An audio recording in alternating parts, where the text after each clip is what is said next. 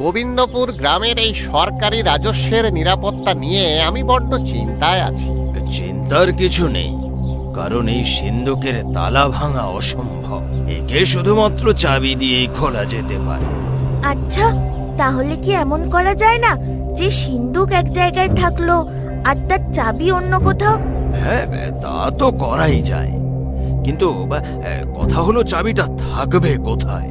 সেটার উপায় পেয়েছি। কি উপায় শুনি? আমি চাই এই সিন্ধুকের চাবি আপনি আপনার কাছেই রাখুন। আমার কাছে? ঠিক আছে, আপনি যা ঠিক মনে করবেন।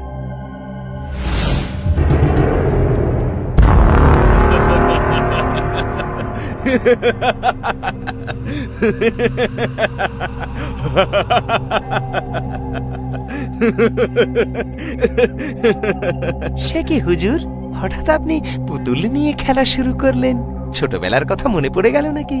হ্যাঁ, চুপ কর শয়তান বাঁদর। তুই জানিস এটা কোনো সাধারণ পুতুল নয়। এই পুতুল এনে দেবে আমাকে গোবিন্দপুর গ্রামের সরকারি রাজস্ব। কি? এই এই এই এই পুতুল এনে দেবে সরকারি রাজস্ব? জাদু করতে করতে মনে হয় আপনার মাথা দিয়েও কেউ জাদু করে দিয়েছে। একেবারে পুরোটাই খারাপ হয়ে গেছে আপনার মাথায়। কি বললি তুই?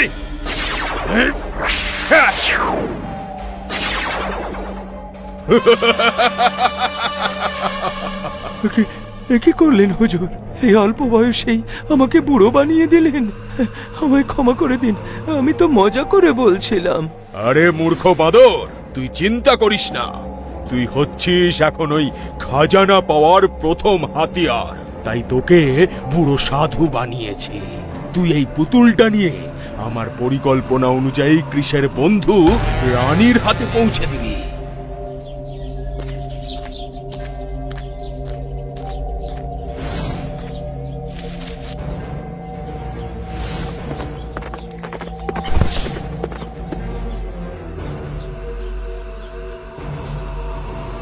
সাধু বাবা, আপনি ঠিক আছেন তো?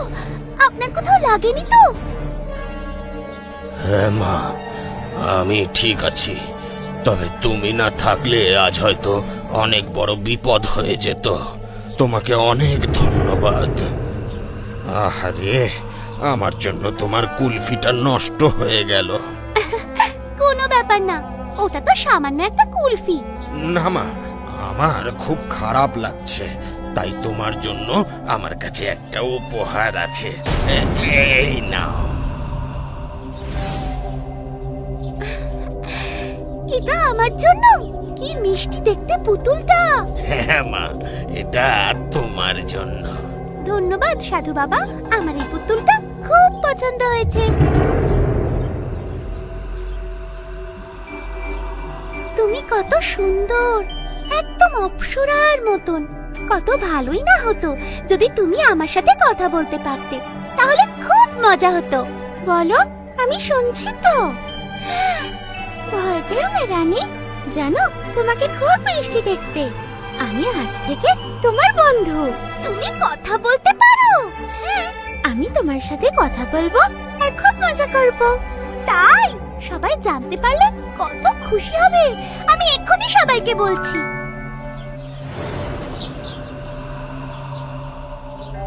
জানো, আমি সত্যি বলছি, এই পুতুলটা কথা বলতে পারে। আজ আমার সাথে অনেকক্ষণ কথা বলেছে। বলো না সবাইকে যে তুমি কথা বলতে পারো। ভয় পেও না, এরা সবাই আমার বন্ধু।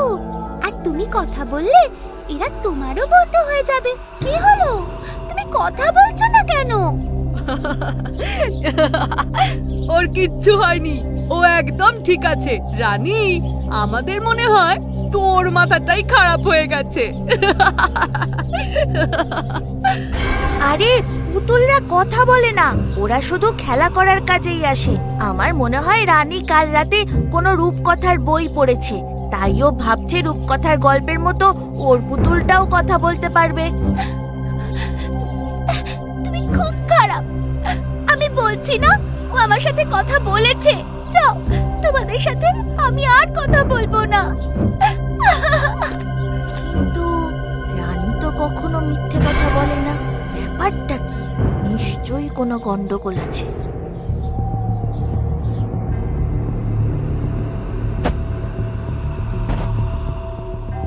রানী, কেঁদো না। তুমি আমার সাথে একদম কথা বলবে না। তুমি চলে যাও এখান থেকে। আজ তোমার জন্য আমার বন্ধুদের সামনে আমাকে অপমানিত হতে হয়েছে। আমি তোমার সাথে আর কোনোদিন কথা বলবো না। চলে যাও এখান থেকে। রানী, আমিও চাইছিলাম সবার সাথে কথা বলতে, কিন্তু আমি পারিনি, কারণ আমার উপর একটা অভিশাপ আছে।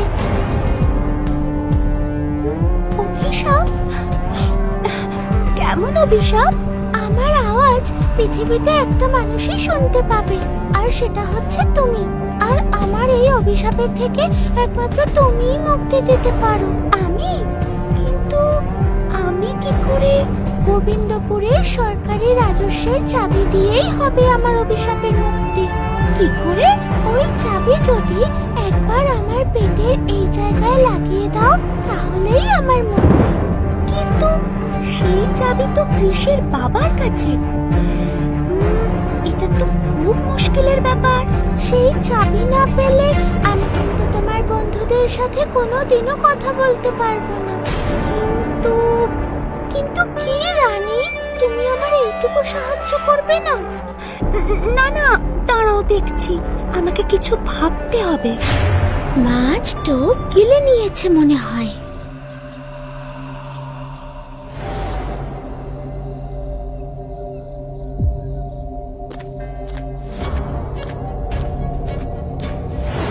এত রাতে রানী পুতুলটাকে নিয়ে কোথায় যাচ্ছে?